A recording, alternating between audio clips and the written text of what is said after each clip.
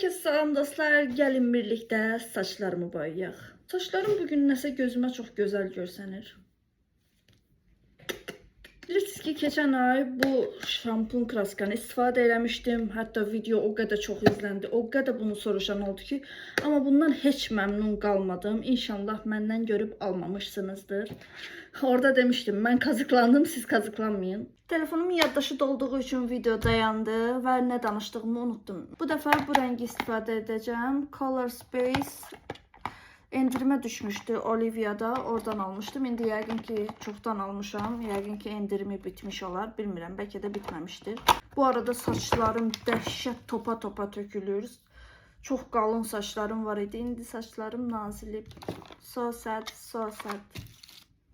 Önce saçımı yarıya ayırıp bu broşkalarla toplayacağım. Keçən il mənə bu broşkaları, bir sürü aksesuar göndərən qız, Allah səndən razı olsun. Məni ömürlük broşka və aksesuarla təmin elədi.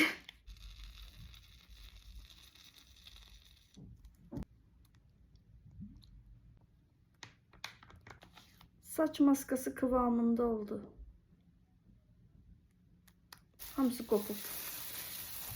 Anyway, umurumda değil. Saçımızı məhv devam.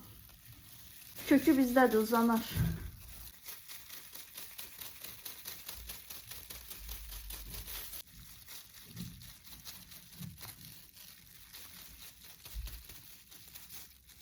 Bütün saçımı boyadım bacım. İndi ise birazcık kaşlarıma boya çekeceğim. Çünkü kaşlarım qaradı.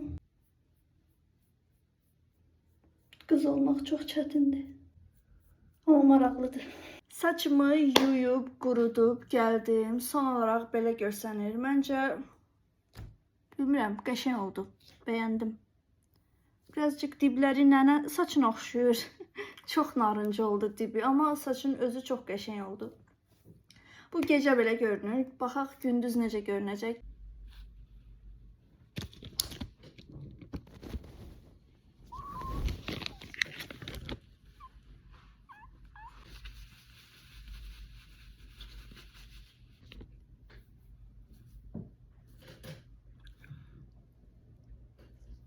Bilmirəm, boyaya göre mi parıldayır, yoksa saçımı burduğum için mi parıldayır? Ama saçımın görüntüsü beni çok sevindirdi.